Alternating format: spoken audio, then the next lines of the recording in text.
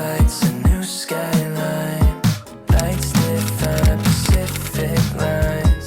Felt so high, I'm never crashing down. Learn your eyes to pass the time. Hazel tides that we run dry. Another night goes by, I can't describe what I found. But you could be the one to make me wanna come through. Feel like being brand new. Over you, over you. You could be the one to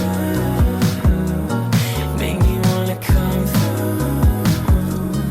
Feel like being brand new. Over you, over you.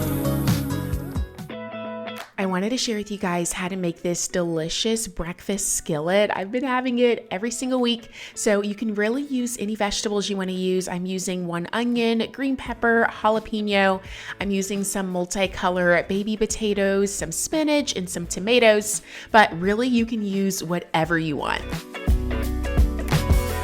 Under the heat, I'm half awake. Sometimes I will chop up all of these ingredients the day before, so that way when I wake up in the morning, all I have to do is assemble the skillet, which is super simple. But today I needed to chop everything up, and I love this cutting board. It is perfect for meal prepping because it has all the different storage compartments, and it just makes it really easy when you have so many things to chop up.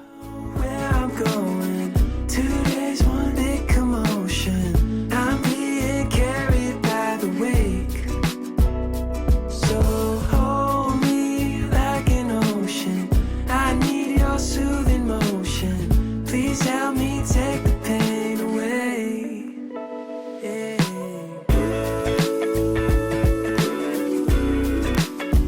No way to change our yesterday.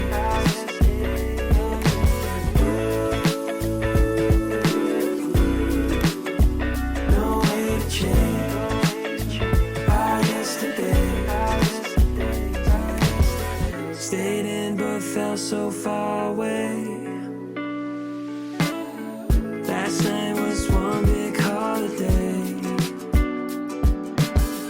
Cool winds on me out by the shade. Put my weekend on layaway. I don't know where I'm going. 2 days, one big commotion. I'm being carried by the weight. So hold me like an ocean. I need your soothing motion. Please help me. Once we have all the vegetables chopped up, it is time to start sauteing. Make sure your oven is preheated to 400 degrees. So I added some avocado oil. I cooked up some onion and green pepper for a few minutes, and then I added those baby potatoes in there. And now I want to go ahead and add some seasoning. So I'm going to be seasoning everything up with some salt, some pepper, garlic powder, some onion powder, and giving everything a good mix.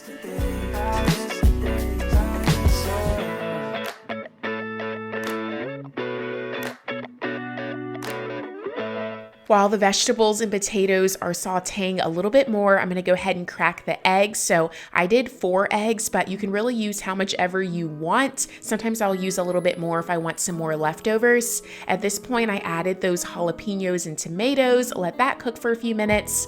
Go ahead and season your egg mixture with a little bit of salt and pepper. And then you wanna pour your egg mixture over your skillet. You wanna make sure it's nice and even.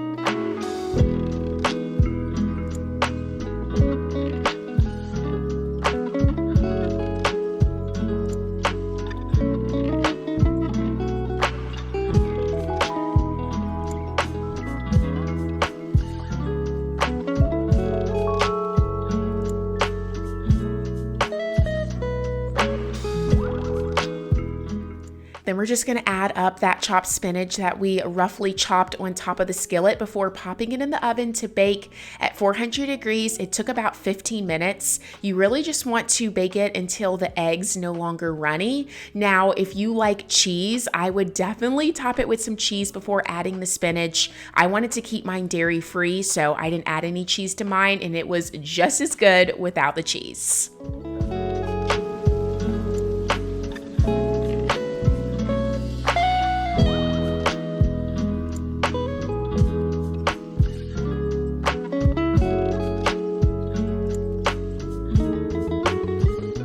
we are headed to Aldi to get a few groceries to stock up on. We didn't need too much, but definitely needed some fruits and vegetables. So let's get all of the things we need, and then I'll film a haul for you guys of everything I got.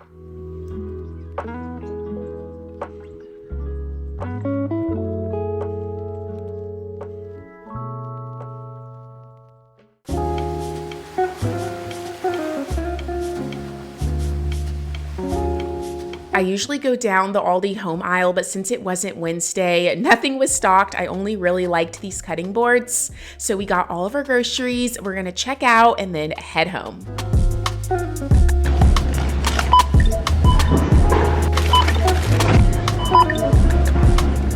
So here's all the groceries I got. I didn't need too much because I just went to Costco a couple weeks ago and did a huge grocery buy when I went to Costco. So we needed some more fruit and a couple other like veggies and stuff. So I got some more peaches that I'm gonna be stocking in our fruit bowl. Also got some frozen fruit for smoothies in the morning, got frozen strawberries, blueberries, some radishes for salads, bananas to stock in our fruit bowl. Got some chicken stock, some spinach, and a little tip for you is to pop one of these bags in your freezer. So that way whenever you make smoothies, you can just toss a handful in there and it's frozen and it stays fresh longer. That way you're not going against time. Got some of these mini cucumbers to chop up for snacks and salads. I love their pre-cut mangoes, so got some of that. Got some of this lettuce to make some salads. We needed some more green pepper, some jalapenos. We also got some broccoli. We already have a ton of zucchini in the fridge, so our vegetable for the week is gonna be broccoli and zucchini. Also got some red onions, some white onions, got some tomatoes, and then I also needed some more diced tomatoes. So that's everything I needed, not much.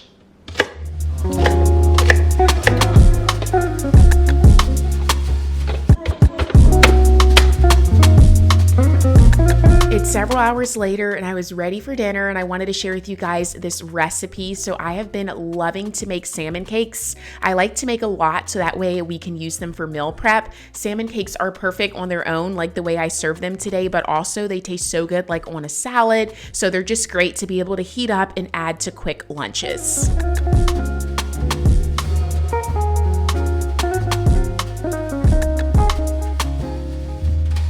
So we have our onion and celery chopped up. Here is the salmon that I'm gonna be using. I get mine from Costco, but you can really get it from anywhere. I used 3 cans today because I wanted some leftovers.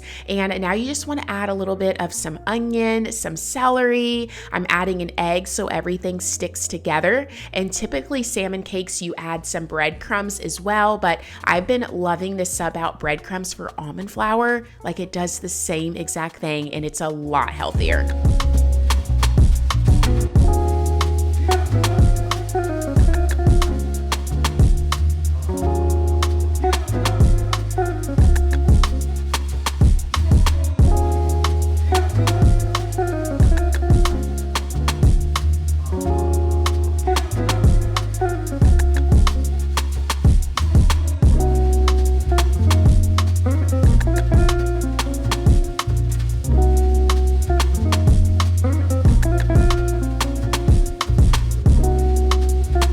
So I like to get some gloves because this mixture is really wet and you just want to go ahead and form some patties. So I start by just making some balls, like some even balls, so that way I can know how many patties it's going to make. And then once I have all of the mixture in balls, then I will go ahead and flatten it out like a patty.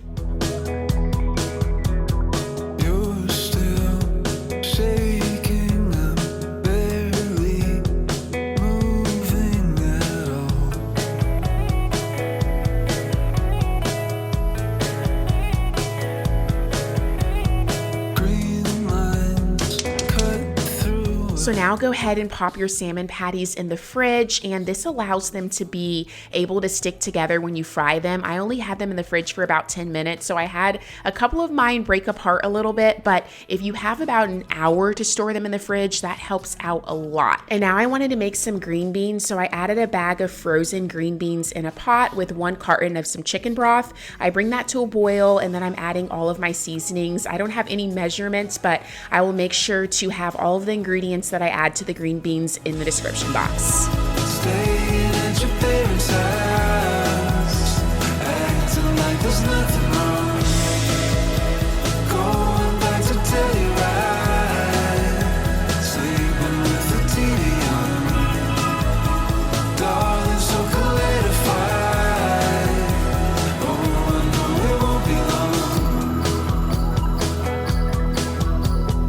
Oh my. I had to try the green beans and make sure that juice was nice and flavorful, and it was so good. So I added some avocado oil to the same skillet that we use for breakfast. I love this skillet, you guys. It's a cast iron skillet and it is amazing. So I went ahead and added it into the avocado oil. I did top a little bit of Old Bay seasoning just to give it a little bit more flavor, and then I flipped it. Once it's brown on one side, go ahead and flip it.